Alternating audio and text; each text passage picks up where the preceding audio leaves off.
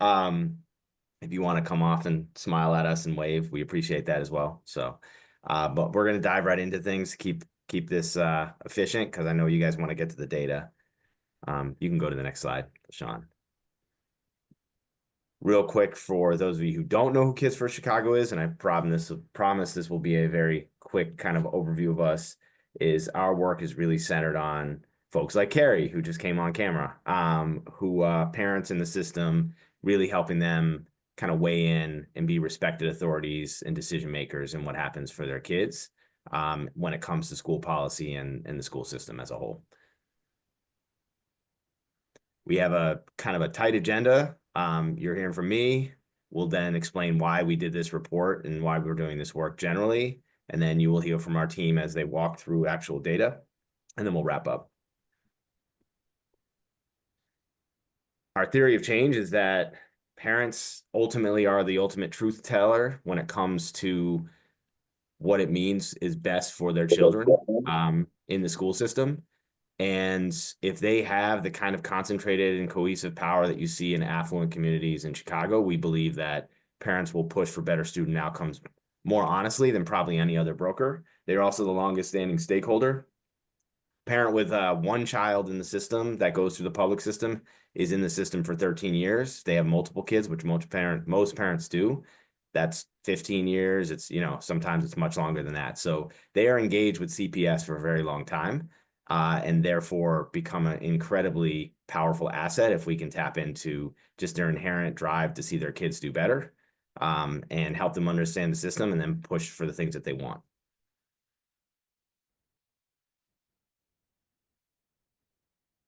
We talk about how we want to see Chicago look a lot like the triangle on the right. Our work is really about helping parents have the same kind of voice and legitimacy, respect, and dignity that they see in affluent communities and affluent school districts. You can go to the next slide.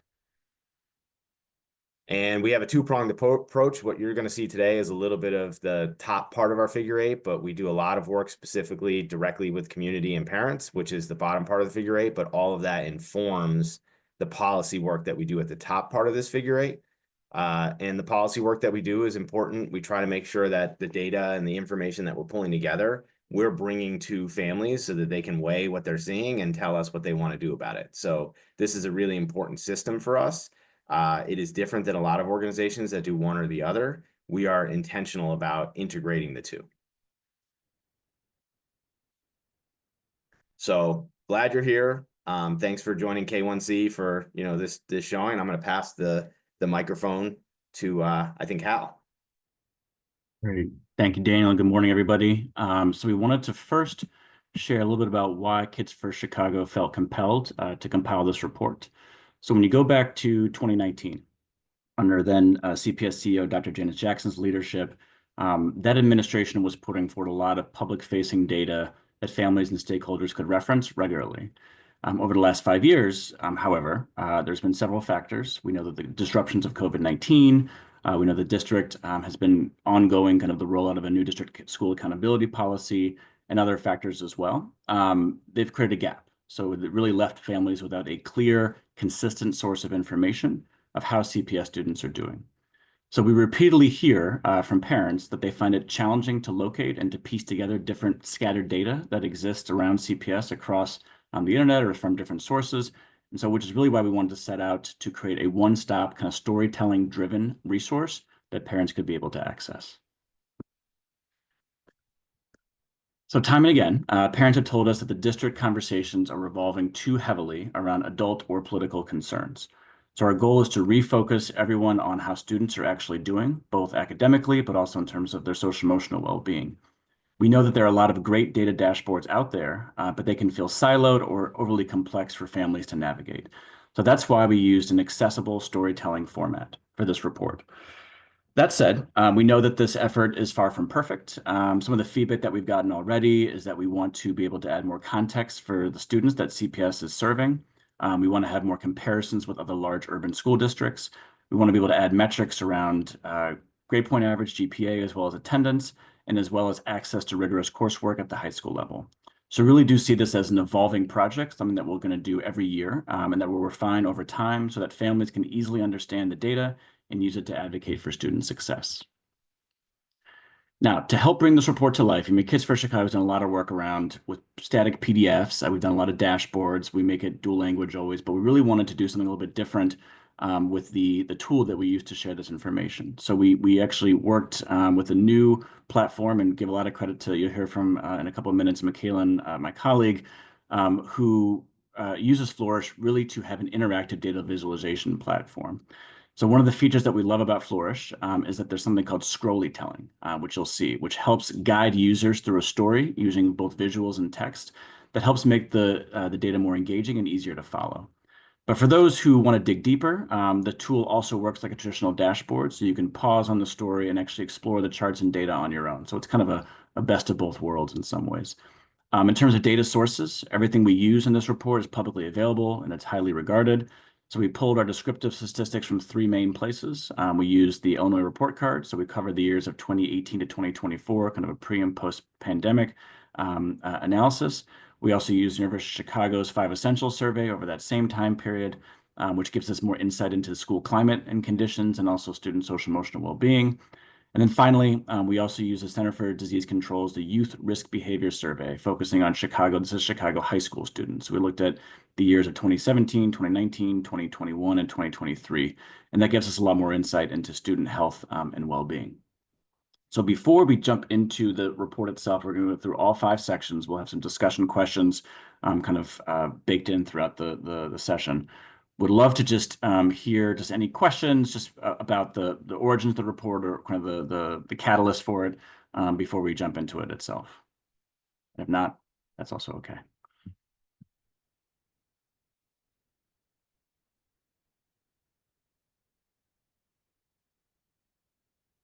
All right.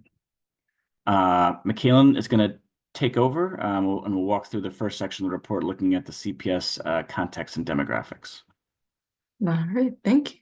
Let me swap the screen sharing.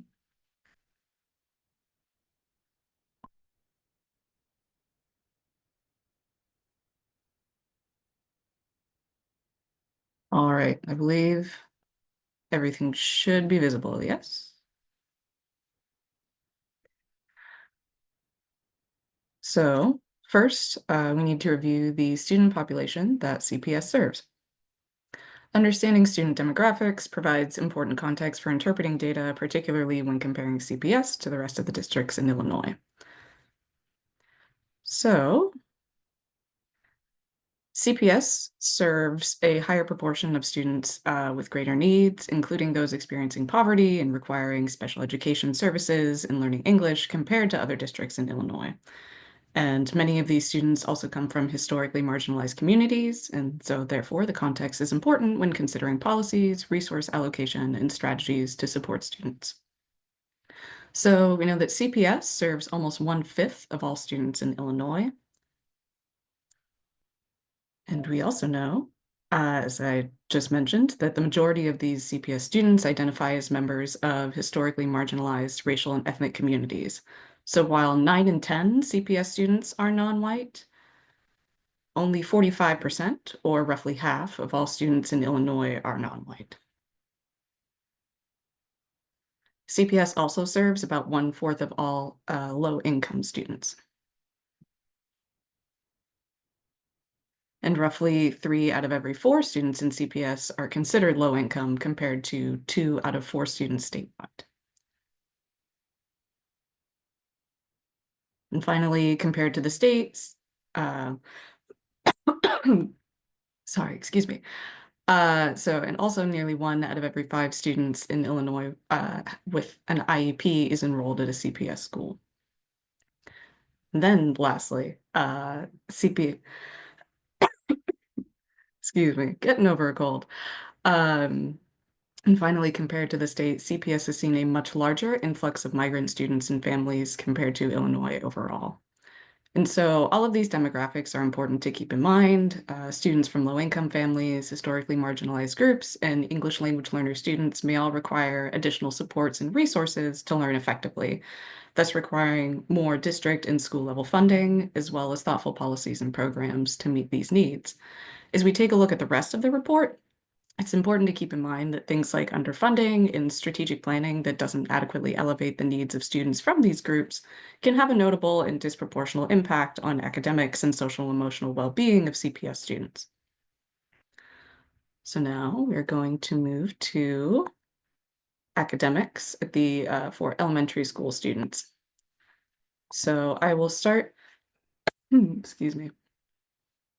I will start with a bit of context around standardized testing and then move into the data.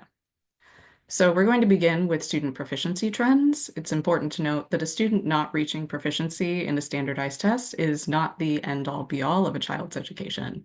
It stands as one piece of a comprehensive picture and does not take into account growth over time. So whether or not a student reaches the state expectations for proficiency can be looked at as a starting point for discussion. We can ask questions about what resources might help different students at different schools and generally focus on where we need to address needs gaps.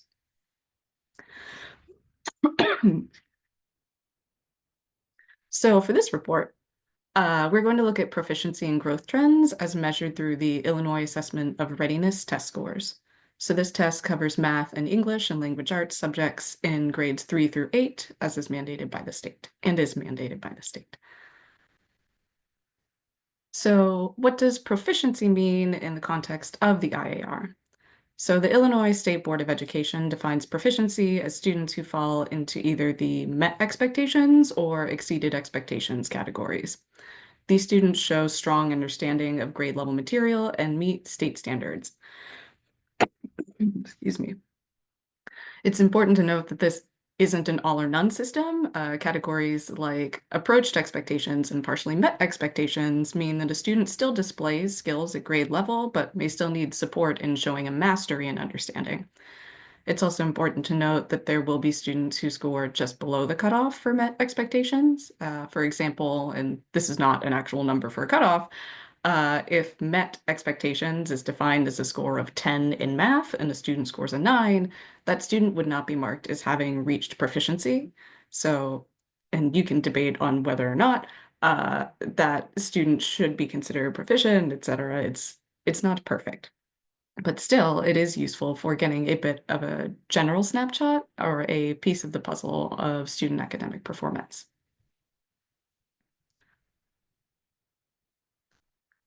And it's also important to note that standardized tests do not look at all of a student's skills. So we focus on ELA and math, but a student's competencies extend far beyond those subjects. So again, I must stress that proficiency metrics for the IAR are important for getting a sense of how students in CPS are faring in their readiness for further education, but by no means does not achieving proficiency indicate failure. All of these data are metrics we can use to understand where we need to improve, highlight inequalities that need to be addressed, and start conversations.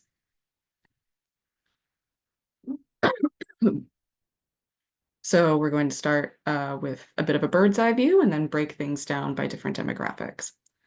So starting with 2024 district level data, we see that fewer than 1 in 3 CPS students are proficient in English language arts, and fewer than 1 in 5 are proficient in math, compared to the state, which where we see 41% of students are proficient in ELA and 28 are proficient in math.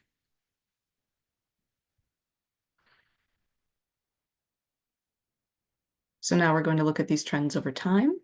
And as you can see, we see a bit of a dip following the pandemic, and ELA rises and has surpassed pre-pandemic levels, but math, as we can see, is still on its way back and in a bit of a position of stagnation.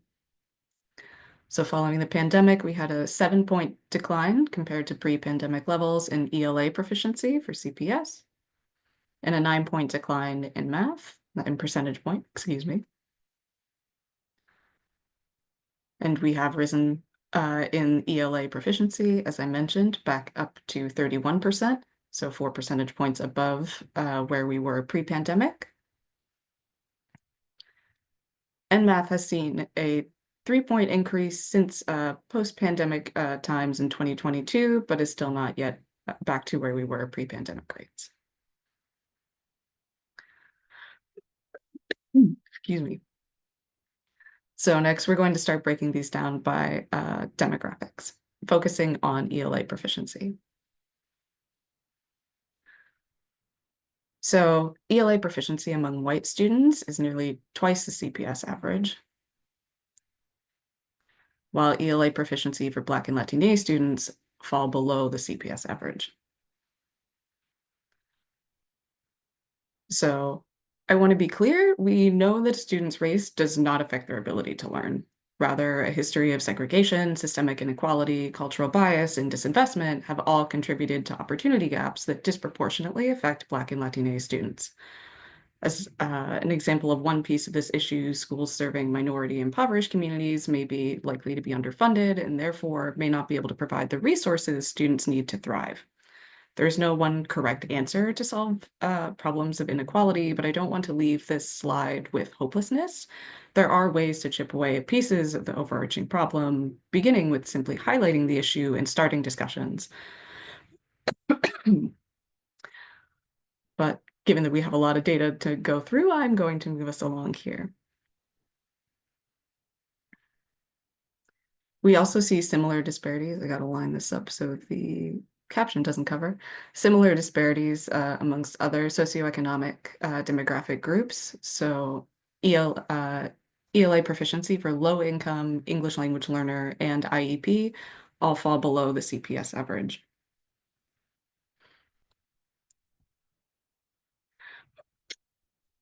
And it is also important to note that English language learners, by definition, are multilingual students still in the process of learning English. And this is an important consideration when analyzing literacy proficiency. So I do want to specifically note that.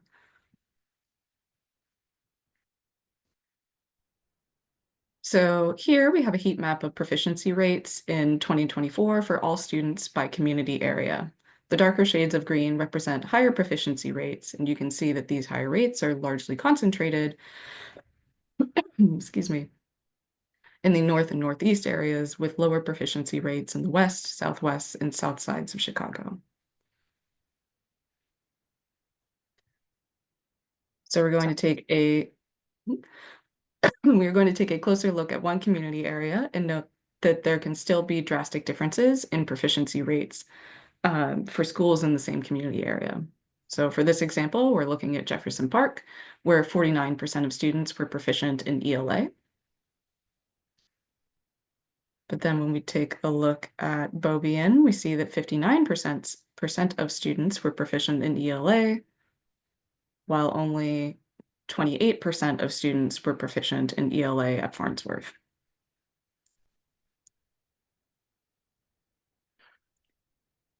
So as Hal mentioned earlier, we do encourage everyone here to also look at this report on their own. A lot of these dashboards are interactive, and you can check out your own community areas of interest in your own schools to get a sense of proficiency for ELA and math.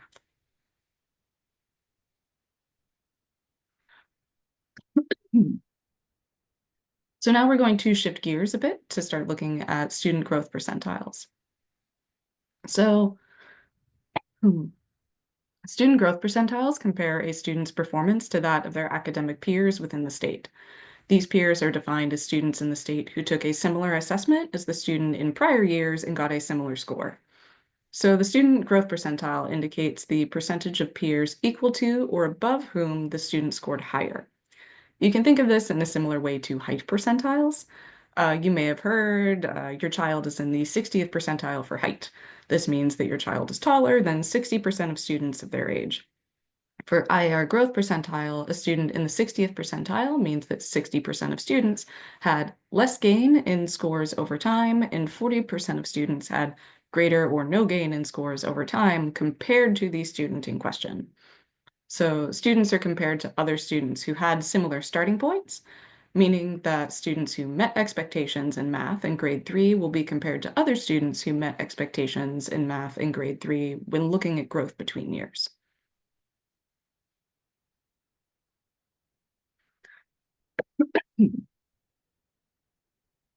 So we'll start with looking at both ELA and math growth over the last 6 years.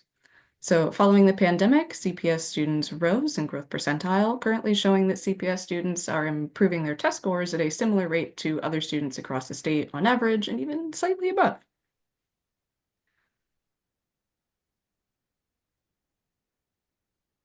So breaking down ELA growth by race, we see that all races trended upwards following the pandemic, with slight gaps again between Black and Latina students and white and Asian students.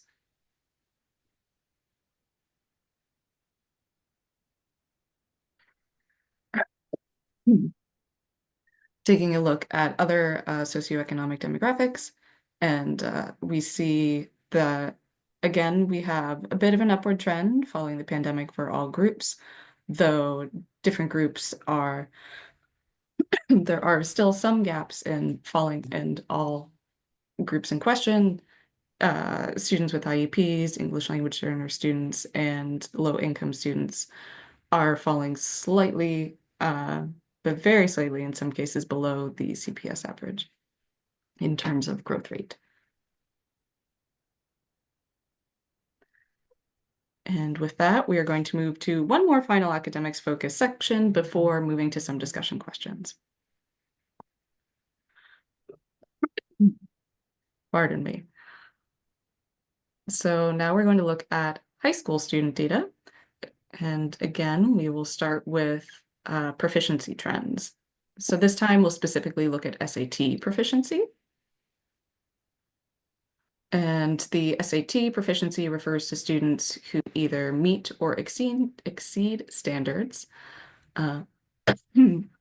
excuse me, indicating readiness for entry-level college courses at minimum.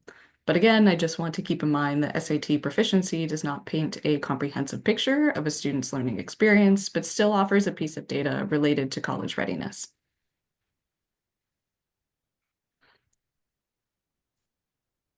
And again, pointing out, standardized tests are just one piece of the puzzle, and a student is so much more than their SAT scores.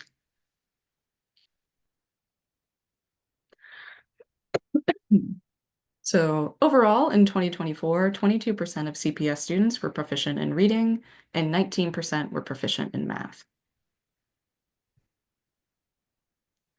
And unlike with IAR trends, we see that SAT reading and math proficiency has dropped since the pandemic and has not yet rebounded, but seems rather to be stagnating a bit. So again, we're going to start breaking some of these down by race, focusing on math this time. And we're going to see racial disparities are present and persisted over the years. So while 52% of, pardon me, while 52% of white students were proficient in math last year, only 15% of Latina students and 7% of Black students scored proficiently in math. So again, we are seeing large opportunity gaps and racial disparities.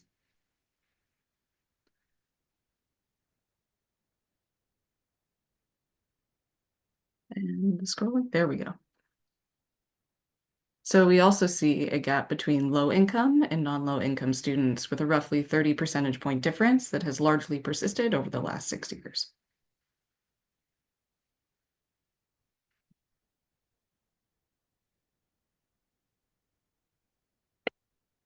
Pardon me. And so taking a look at English language learner students, we see proficiency rates that are far lower than the CPS average. However, again, it is worth noting that SAT math questions often rely on complex word problems, and language proficiency can significantly affect performance for students still in the process of learning English.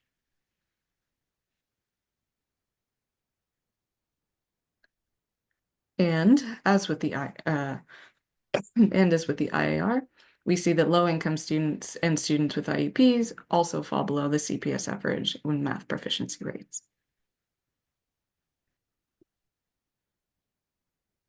And so, as I mentioned earlier, SAT proficiency is not the only metric we use and can use to assess college readiness. So now we're going to shift and take a look at other indicators for post-secondary success. And these metrics include 8th grade passing Algebra 1, 9th grade on track, and 4-year graduation rates.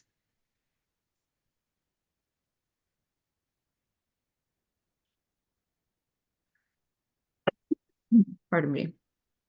So we'll start with 8th grade passing Algebra 1. We see that in 2024, 29% of students were passing Algebra 1, representing a proportion of students who complete this course before entering high school.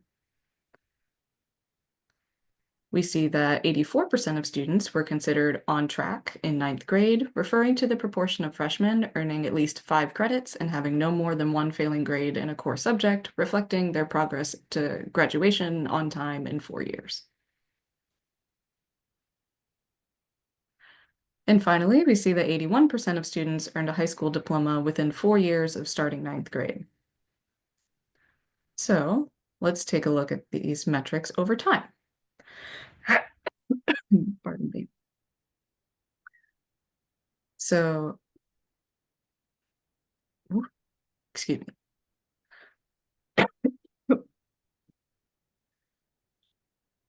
So as we can see, ninth grade on track and graduation rates for all students took a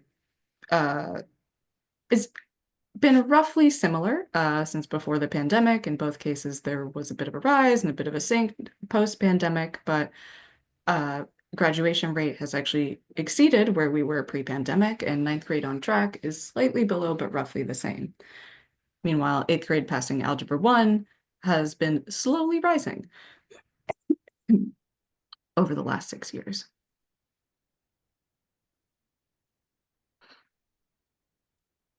So this is going to take each of those lines in turn and express exactly what I just said and reading them all overall. So now we are going to take a look at graduation rates broken down by race and other socioeconomic demographics. So again, we see that a higher proportion of white students graduate in 4 years compared to Black and Latinx students. However, Black and Latinx students do fall roughly in line with the CPS average. But still, gaps persist.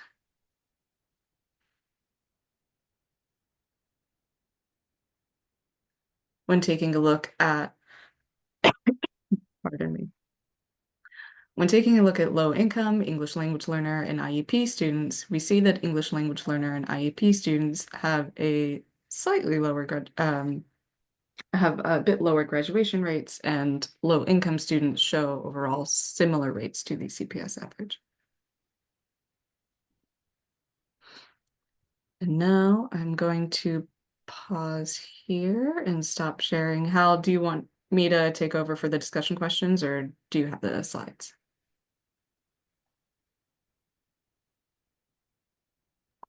Got it here. Also just acknowledging, one of the things that just in that last slide, when we think about English language learners, I mean, those are students who were English language learners at the time that they were graduating. So it's not necessarily a reflection of if they ever were an English language learner. There's been some great research about that. I know the University of Chicago and others have looked at. So I also want to acknowledge we've had some discussion questions here, I think, just to help get the conversation started. But I also know we've had folks who this is their first time seeing these parts of the report, and we are going to get to deeper sections around chronic absenteeism and student social emotional well-being. But would love to hear any thoughts or questions that come up from here. We also have a couple of prompts here, as Daniel and others were noting in the chat. We have seen literacy, ELA, rebound in terms of proficiency. There's been a lot of good data that CPS has shared publicly about CPS actually leading the country of large urban districts in terms of reading growth, which has been terrific.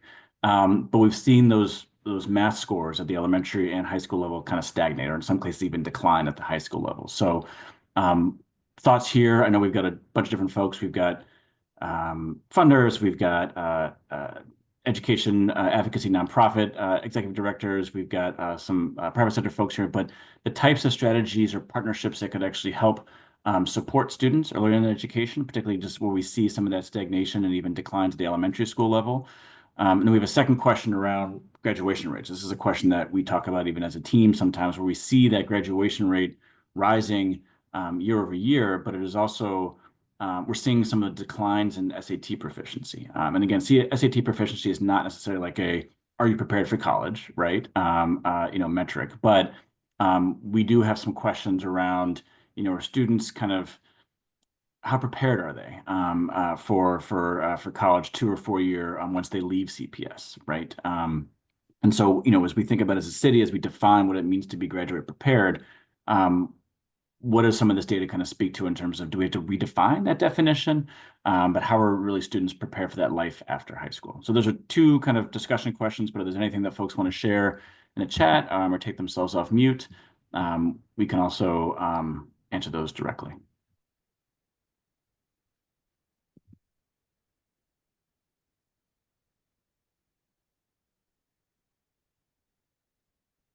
Just chomping at the bit to get into the chronic absenteeism and student social emotional well-being. We can keep it moving, but Actually, quick question. Out of curiosity, on the first point about ELA relative to math, maybe a dumb question, but why is any reason why ELA has gone so well? I guess especially relative to math. Are there any underlying factors there? I think, what CPS would say, and I've heard Chief Education Officer Bogdana has been talking about this before, but there was, during the pandemic and COVID relief dollars really helped with this, but there was I think a really strong focus on interventions for students that were off track related to literacy. So think about, if you've got a literacy block, there would be opportunities for students to either do small group or even like one-to-one support with literacy interventionists directly. That was a big focus for the district. And I think the district is, again, once COVID relief dollars have now gone away, or this is the last school year where those dollars have existed, I think CPS is working to try to preserve some of those types of structures for literacy, but also to be able to extend them over to math support as well.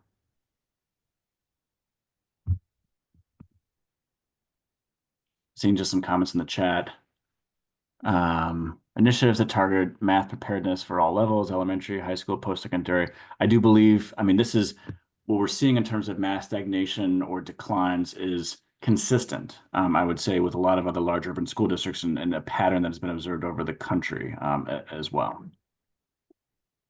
Yes, and this is Katia from the McCormick Foundation. I wrote a comment. We've been definitely seeing the issue with math preparation at all levels, right? Like, of course, elementary, which feeds into high school, but even like adults that are working and preparing themselves to pass tests for trade school, like I put in the chat, nursing programs, electricity, solar energy, carpentry, et cetera, and not being able to pass the entrance exam. So it definitely limits your ability to move. So economic mobility becomes an issue based on all of those years of lack of the preparation in math. So at the foundation, we're talking about these things right now. We're, focusing definitely in a very specific neighborhoods in Chicago, but we've been talking about, do we need partnerships with math programs? Like, many of them are not actually targeting people in Little Village, right? You have a number of programs that you can have access to if you're in the suburbs, right? But we are exploring what it would like for us to have or support, a charter in Little Village for those kinds of programs. And again, looking at all levels, talking to the community college to see what they can do. I happen to be the board chair of the City Colleges of Chicago, so we're having those conversations there. We're having conversations with our partner, Lewis University. They have a site in Little Village and have expressed interest in, developing something targeting math specifically. So, I think the conversations are there, and especially because of all of the reports that are out right now, also the one that A Better Chicago put out. And I think it's definitely put the information right in front of us so that we can start exploring solutions. Yep. Yeah, I was gonna just ask a question, Katya, about the data that you're looking. So when you say that people are having challenges with their math, kind of the entry places for this, the age of those folks, I assume, is 22 plus, which based on these data, if you're following the trend, like we're looking at students from a year ago, 2 years ago in terms of given that, I'm thinking like that was a challenge before we knew that, when you had 24% proficiency levels in some of the math, and now we're below those levels. So I'd imagine that there's going to continue to be this kind of, I don't know, hangover effect of COVID, but also just where we are is not even where we were. Yes, agreed. And I think, yeah, I would even go like younger, right? Because there are some people that decide instead of going into a 4-year program, they're going to one of these like, more like trade programs. And definitely like right out of high school, or even worse, when you're, a couple of years out of high school and you decide to retake, your education and do something different. This is definitely like something that is we've seen at every level. And of course it also happens a lot at the city colleges, right? Like a lot of the students that we have at the city colleges have to start with remediation programs to enter college level math, because they're not prepared when they first get there. That's a really important insight. Also, just acknowledging, we did take a look.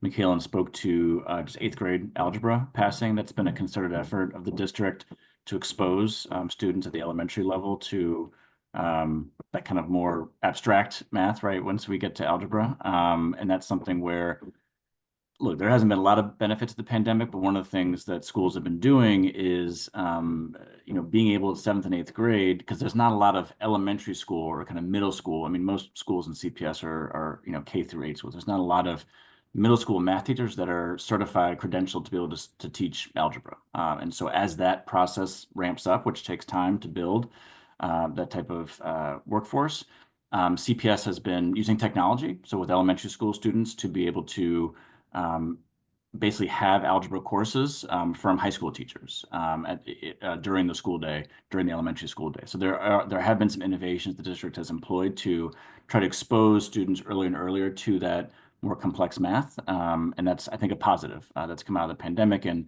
certainly hope to see that 8th grade algebra passing rate continue to increase in future years. The one other piece, Hal, that I think is just important to highlight is that as sobering as like some of these stats are, when you look at them, you're like, hey, where are we? How are we growing? And Katja, to your point, like, what does that translate to for students in long-term success? We are, and this isn't necessarily like, something that you put in lights, but it has been put in lights. We are one of the fastest recovering districts because of the interventions that CPS put in place in terms of outcomes. So that rebound that you saw in like the ELA data for elementary students, where we were past where we were pre-COVID, and even the rebound you see in math is it put us in like the top 3 for urban districts, when you look at the top urban districts. So our recovery rate is fast. We're seeing really good growth, but there's just so much progress that needs to be made. But I don't want to lose sight of the fact that as a district, we're outperforming many of the other large urban districts in the country when it comes to recovery from the pandemic.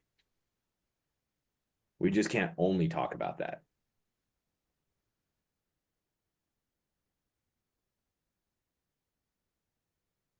Well, I think we will jump then into chronic absenteeism, student social emotional well-being, and then we will have another pause after those 2 sections, our final 2 sections, to then have a little bit more discussion about that data. So I will turn it back over to Michaelan to walk us through.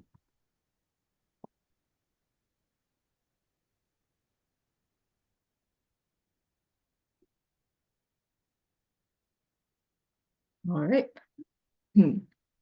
So as we start to look at how CPS students are faring beyond academics and test scores, we'll first take a look at chronic absenteeism.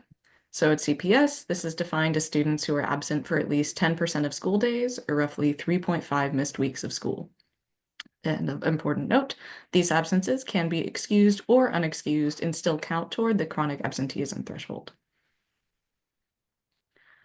But why do we care about chronic absenteeism?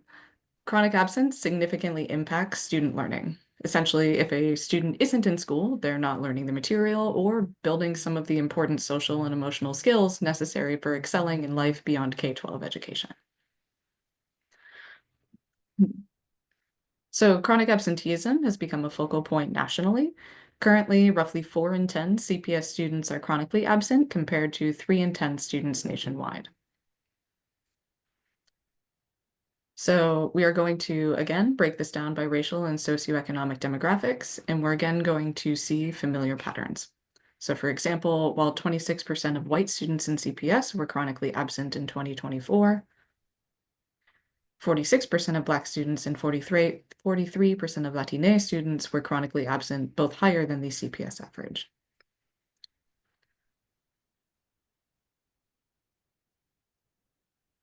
So taking a look at ELL students, students with IEPs, and low-income students, we see that ELL chronic absenteeism rates roughly align with CPS average, while students with IEPs and low-income students have slightly higher rates.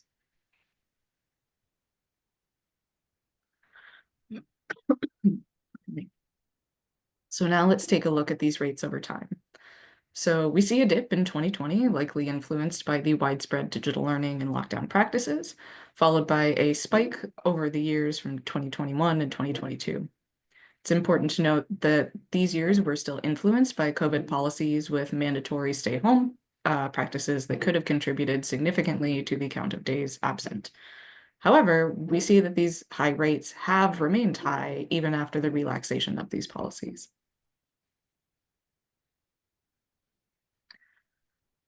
So taking a look at the racial demographic breakdown, we see that Black students have the highest rates of chronic absenteeism, while Latinx students remain close to CPS average, and white students are below the CPS average. Of note, between pre-pandemic levels in 2024, absenteeism among Latinx students surged by over 20 percentage points, and rates for Black students rose by 14 percentage points. And in comparison, white students experienced an increase of around 11 percentage points.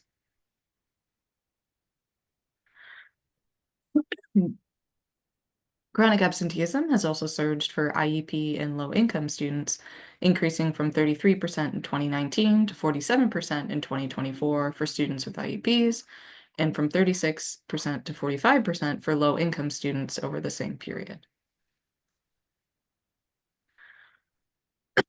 This past year, the Illinois State Report Card provided a breakdown of CPS chronic absenteeism rates by grade level. So in this figure, we see the district average as the leftmost bar and see that kindergarten chronic absenteeism is slightly above the district average, but that this rate falls through grade 6, where it sits at its lowest point. However, we start to see an increase in 7th grade with sharp increases each year in 9th through 12th grade, with about 2 out of every 3 12th grade students being chronically absent.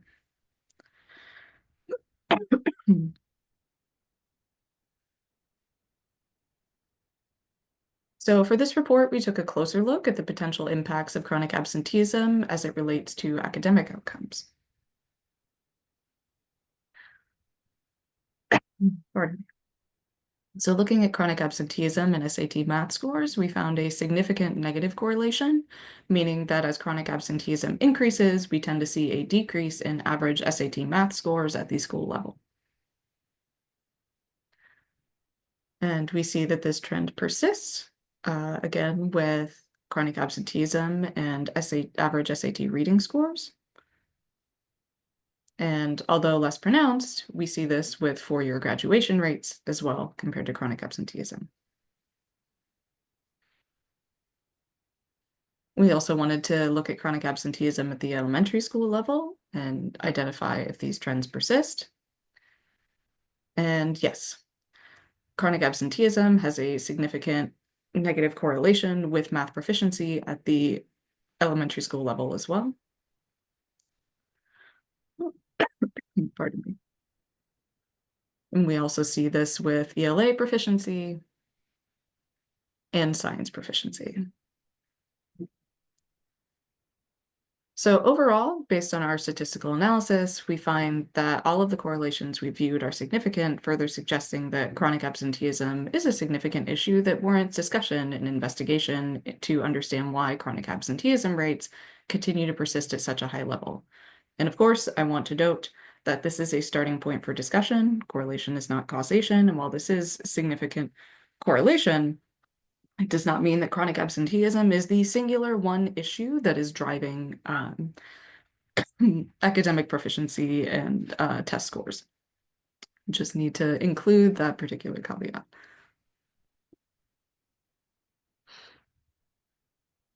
So from here, we are going to move to our final section and take a look at student well-being, where we'll get a view of how kids are faring outside of the realm of academics.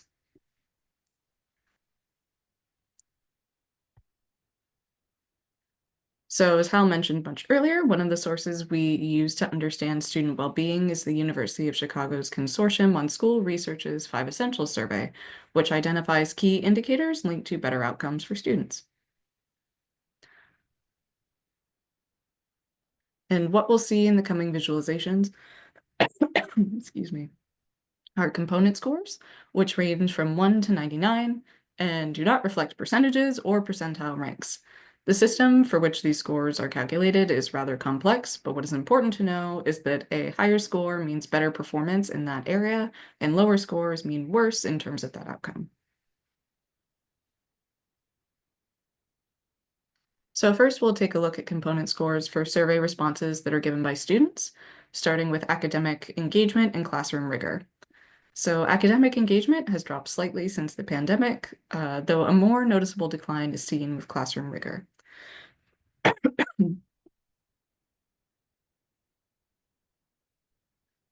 Emotional health has also seen a marked decline since the pandemic, reflecting students' decreased feelings of their ability to build positive and respectful relationships.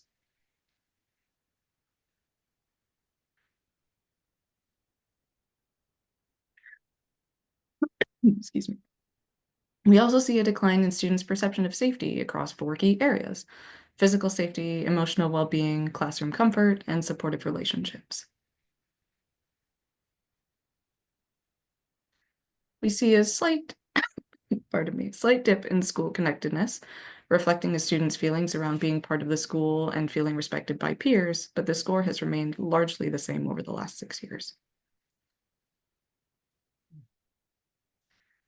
Finally, we see a rather large decrease in component score for parent supportiveness, reflecting how well students believe their parents support them emotionally and developmentally.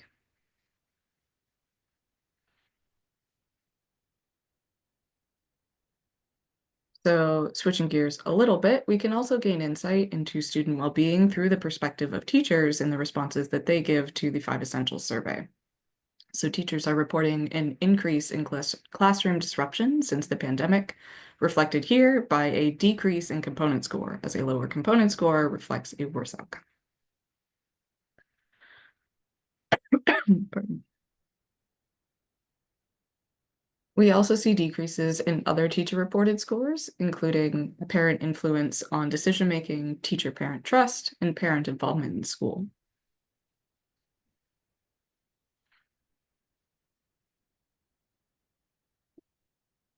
And so we wanted to take a closer look at, particular at the relationship between parent involvement and academic outcomes.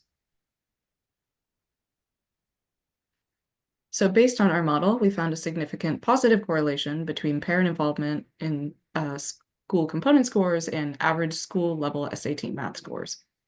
It's important to note that this parent involvement score is not a direct measure of involvement. The score is based on 4 survey questions given to teachers, indicating whether they believe parents have followed recommended instruction and guidance provided, whether parents attend parent-teacher conferences, and whether teachers volunteer with the school.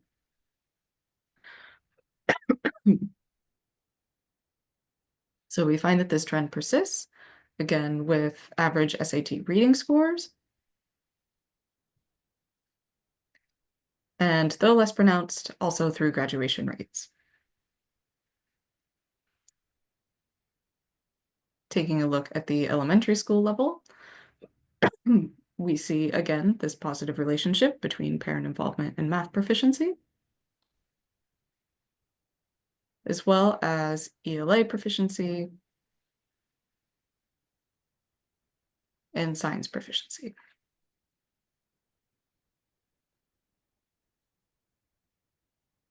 So overall, while clearly not the only contributing factor, we find that parent involvement may be an important factor in children's education and academic success and is worthy of further discussion and understanding.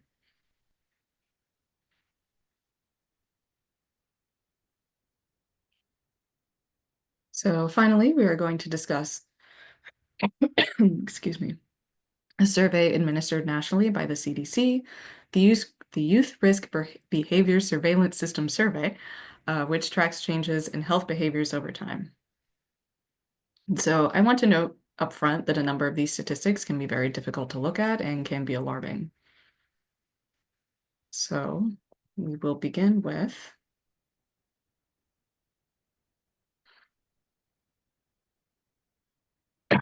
the percentage of students. In the most recent 2023 survey, whoever saw someone get physically attacked, beaten, stabbed, or shot in their neighborhood. The CPS average indicates that roughly 4 in 10 students reported witnessing acts of physical violence in their neighborhoods. And research by Patrick Sharkey indicates that exposure to gunshots negatively impacts test scores. Due to persistent racial and class segregation, Black and Latina students are disproportionately more likely to encounter such aggression.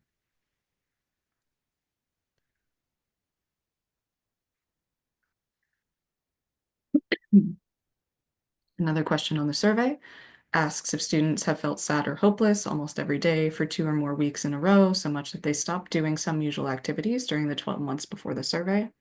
And in 2017, before the pandemic, roughly 1 in 3 students reported feeling consistently sad or hopeless for a 2-week period in the year leading up to the survey. These experiences do vary slightly across racial groups. However, in the most recent 2023 survey, an even greater number of students reported struggling with these feelings, with 4 in 10 expressing consistent sadness or hopelessness.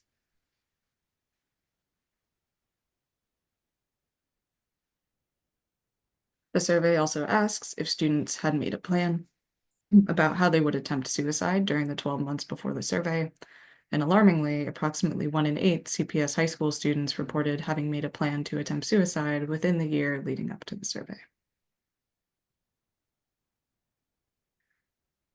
And so again, we invite everyone here to take a look at some other questions covered by the survey using the drop-down menus to explore other behavioral metrics that the CDC is tracking.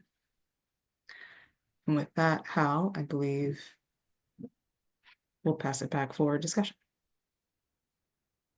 And I just want to thank you, Michaela. I just want to acknowledge, those last couple statistics were very sobering.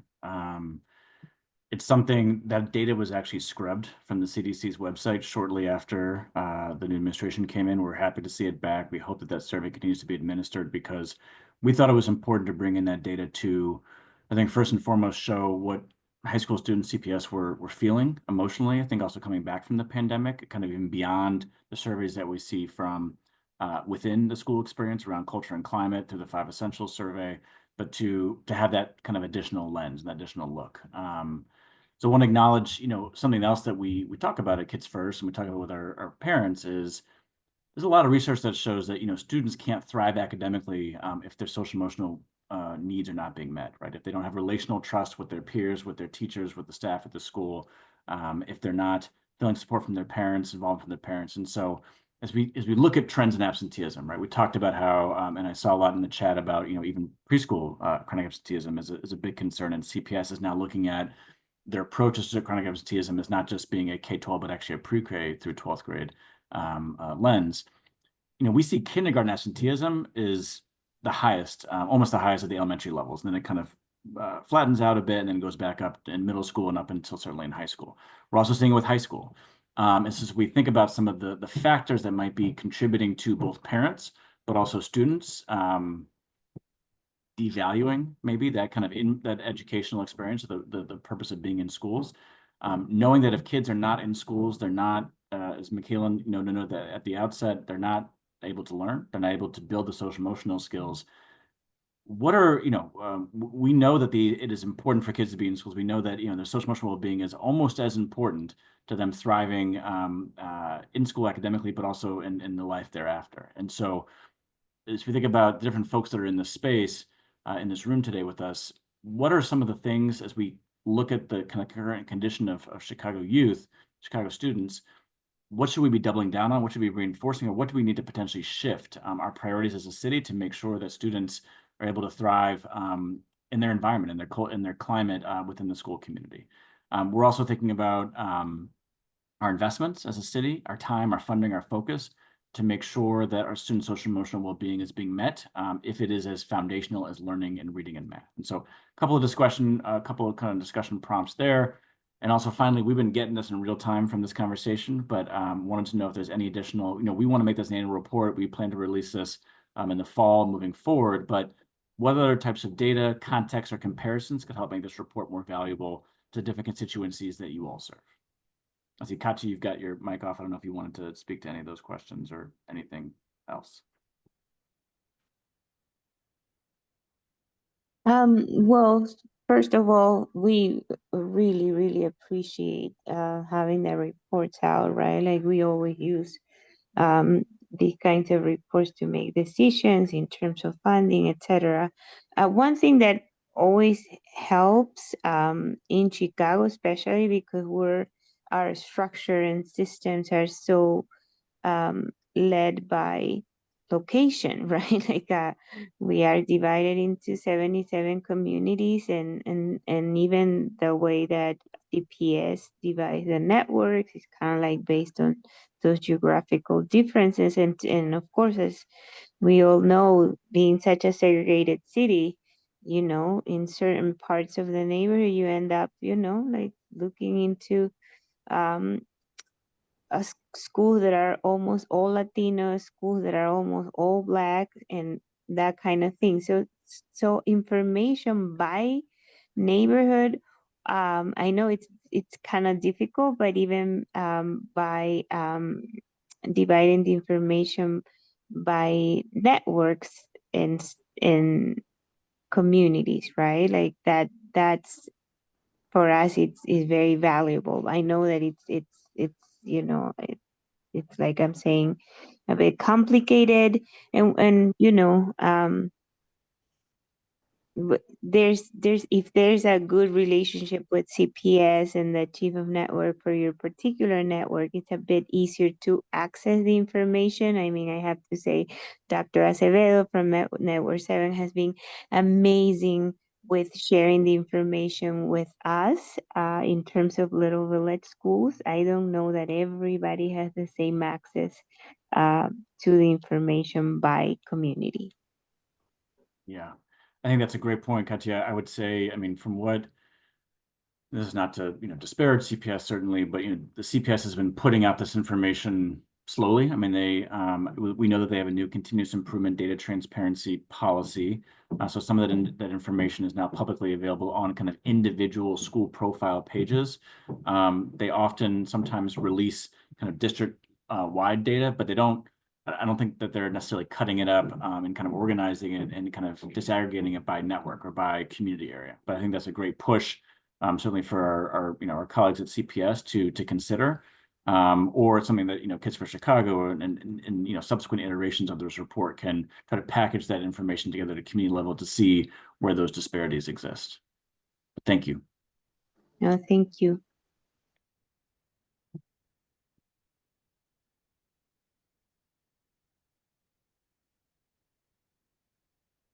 I know folks are sharing some things in the chat, but does any other, I mean, we've got these discussion prompts here, but if there's any other just insights or, I mean, even just reactions, and it doesn't have to be a comment or it doesn't have to be a question, but could just be a comment. And again, this is sobering stuff. I mean, I think, a lot of us here are parents and, we think about our own impacts of the pandemic and some of what we see in our own children and how they might turn up in some of these statistics as well. But we'd just love to, have it open to folks. And again, this is, an effort by Kids First really to shine a light, hold a mirror up to the district and how students are doing academically in terms of social emotional well-being. So we would love additional ideas or other ways that we can contextualize this information or present it in a way that makes it digestible and accessible to families, but also community members and other stakeholders for the public school system.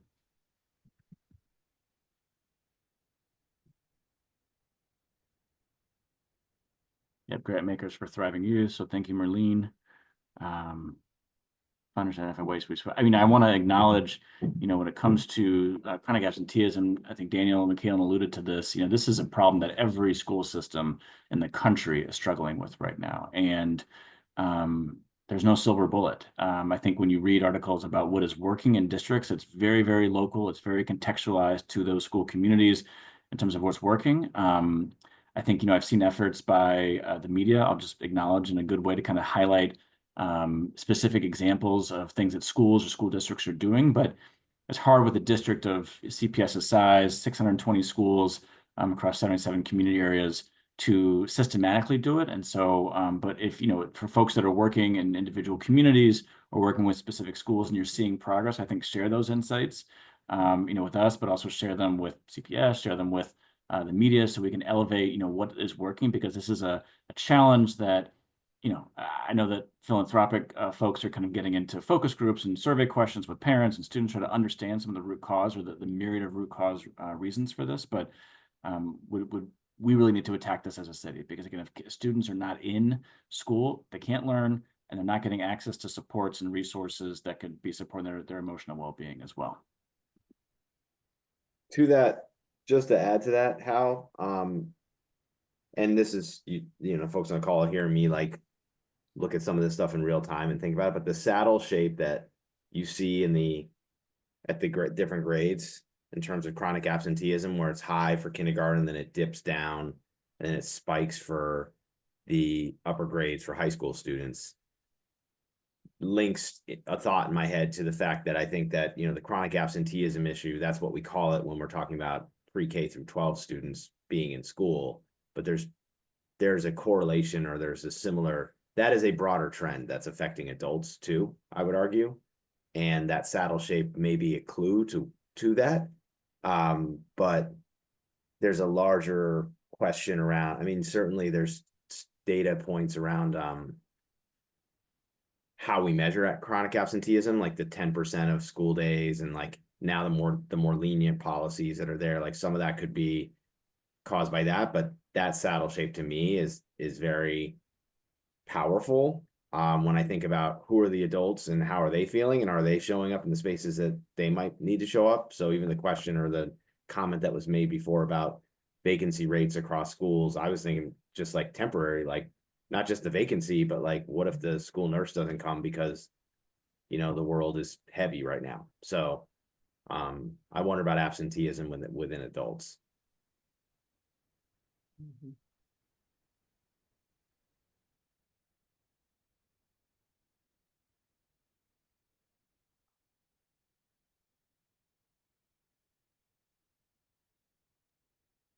Sorry for a little real-time adjustment and screen sharing.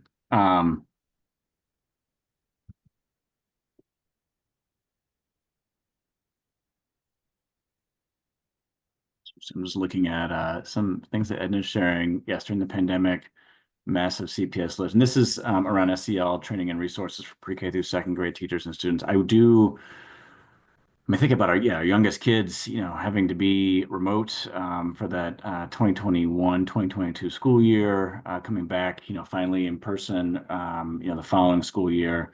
I think, Edna, you're making a point too, and I think Andrew, you made the point earlier about some of the interventions that drove some of the success and literacy.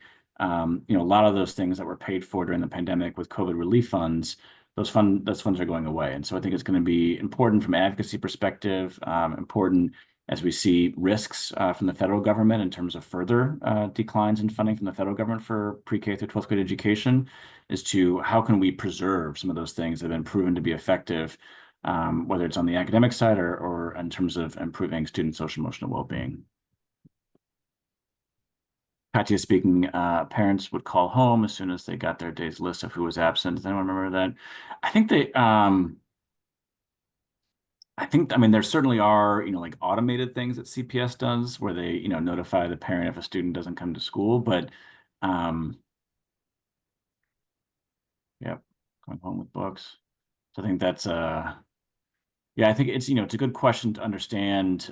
We've also got a new governance, new CPS board members. So I think to really, if you're looking at like academic outcomes, those kind of come at different points, over the course of a school year, that you might be looking at kind of like once or twice a year. Carnegie Absenteeism is something that, quite frankly, the district could be looking at every day, right? It could be publishing on every month in terms of what are progress that's being made, what are strategies that schools are doing. And so as we think about, a 21-member school board, what are some of the ways that it's not necessarily accountability, but just transparency and visibility, and how is that board kind of laser focused on this issue, and what are the interventions that are being undertaken to address it systematically, but also at the individual school level. Marlene is noting, the 5-year Black Student Success Plan, that was part of the strategic plan that CPS put out last September. That plan was released, I think, in its totality at the end of February. And so there are some metrics that CPS is going to, there are some goals in terms of chronic absenteeism, in terms of student proficiency, specifically for Black students, that are outlined in that Black Student Success Plan. And again, I think I'm just looking, sorry, Marlene's comment got pushed down or pushed up. Has been received by parents of the community. So actually, Kids for Chicago is going to be doing a session on the Black Student Success Plan in a couple of weeks that we'll be sure to invite everyone here to. And I think what we're going to see today, actually, at the CPS board meeting, is there's going to actually be a Black Student Achievement Committee, a subcommittee at the board level that's going to be announced today. That might be the place where there's some ongoing reporting and transparency and discussions around some of the goals that are outlined in the Black Student Success Plan. But I would say, Marlene, I think, what we have seen, what we've heard from our parents is, immediately when CPS released that plan in February, there was, I believe, 3 lawsuits or 3 complaints. I'm just going to be honest, from far right national groups that challenging the district's legality of having a race conscious program like the Black Student Success Plan. So we're happy to see the district having a Black Student Achievement Committee, which is required under state law, but to have that kind of dedicated focus. I would say, just honestly, something when we talk about with our parent advisory board, with parents in Kids for Chicago's network, we've got some parents who hear about that attack and they say, okay, like, let's call it something else, but like, let's make sure that it, our investments, our focus is going to the students who need it the most, right? You've got other parents who've acknowledged that every time there's an effort to have a focus on all students, it seems to be Black students that get left behind, and so acknowledging that, and so we're wrestling that with parents in our network, but I'm happy to see the district moving forward with fulfilling the obligation to have a Black Student Achievement Committee. I think it'll be really important is to understand what are the metrics that committee is going to be looking at and reporting on publicly over time, and what is the transparency, and how do we start to see the investments of the district to actually address some of the goals that are outlined in that plan.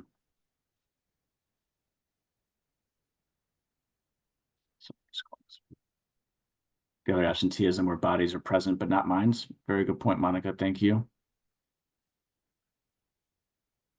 Carrie sending some ideas about, kind of like an early warning kind of detection if students are starting to be off track, either with attendance or with coursework. How are parents notified about that? I think that's a great point. We talk a lot about, internally with our parents about, when you look at some of these student proficiency data, parents don't get information about proficiency often until like the next fall. So a student takes a test in spring, but they won't actually get the data about their students' results, whether it be especially on the IAR.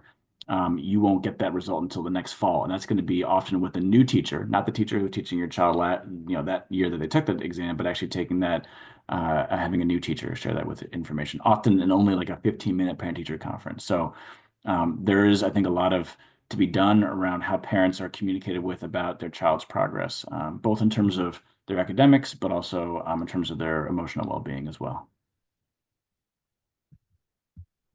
These are some great ideas and some thoughts in the chat. Does anyone, we've got some time, we're here until 10 a.m., but if there's any other, oh, sorry, go ahead. I just wanted to say that program that I was mentioning, the difference, I mean, I know that you get the automatic calls from CPS as soon as your child doesn't show up, right? But I'm talking about these calls, and I don't remember if it was Coffee or the parent mentor, someone that had a group of parents that worked at schools. They developed this basically peer-to-peer, right? Because there were parents calling parents to their home to basically like ask, right, where's your child and why is your child not here? And because it was coming from a parent, it was I want to say a bit more successful than those automatic calls from CPS.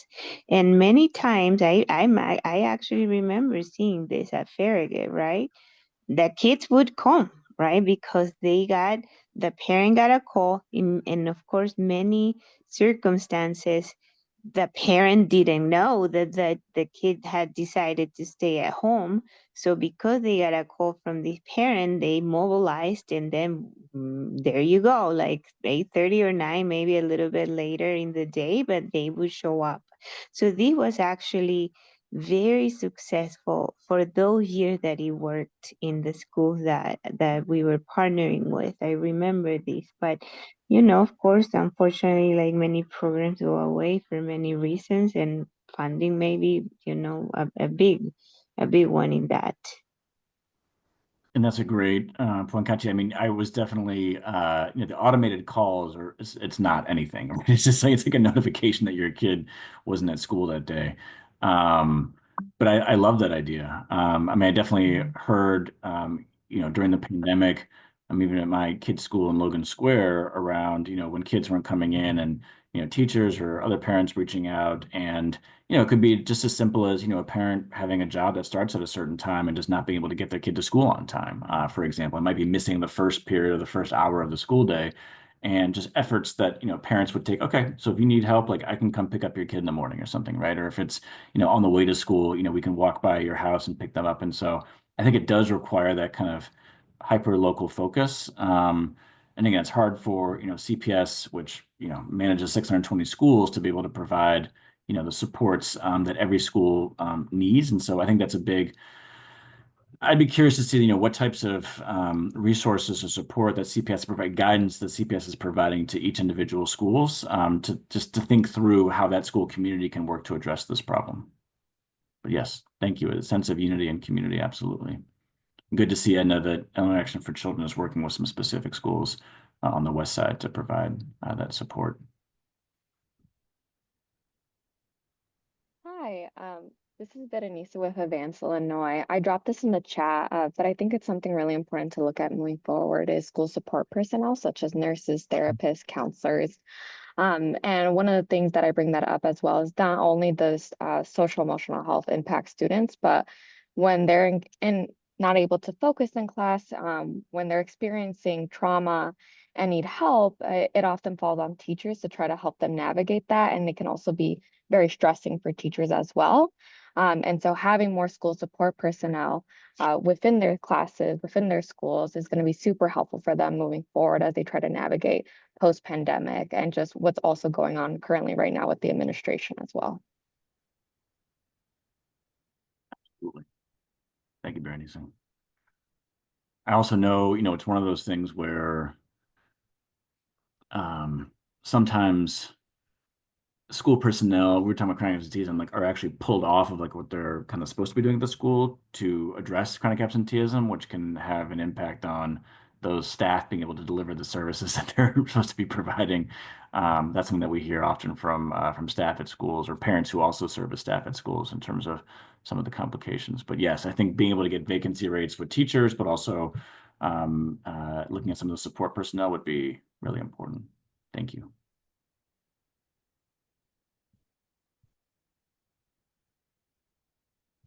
Are there any just final comments or thoughts just before we close out?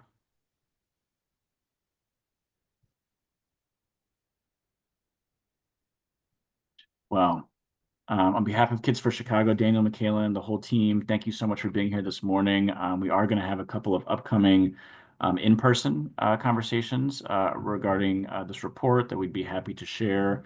If you had a colleague or someone else in the education sector that maybe missed the conversation today that would like to participate in person, we will have you'll be receiving those invitations in your email. We will certainly send an after email with this recording.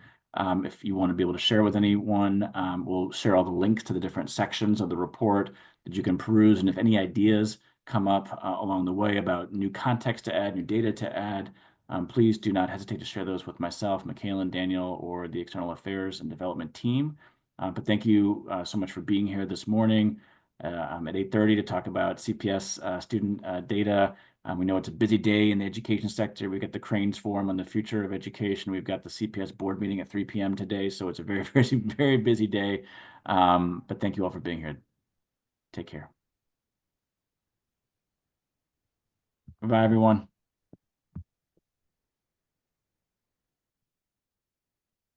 Thank you, everyone, for joining us. Sorry, I just y'all. Have a wanna, nice- oh, sorry. I just want to give Go a huge ahead. shout out to Michaela and for pushing through. I know you weren't feeling well, but thank you so much. It was so helpful. Thank you.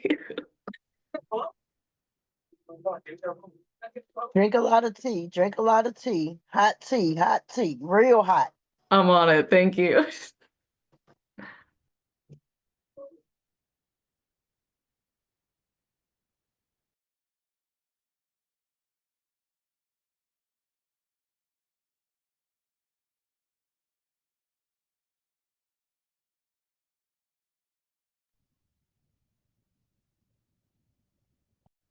All right, everyone, I'm going to stop the recording and end this meeting. See you all later. All right, thanks everyone. Bye. Thank you. Good day. Bye.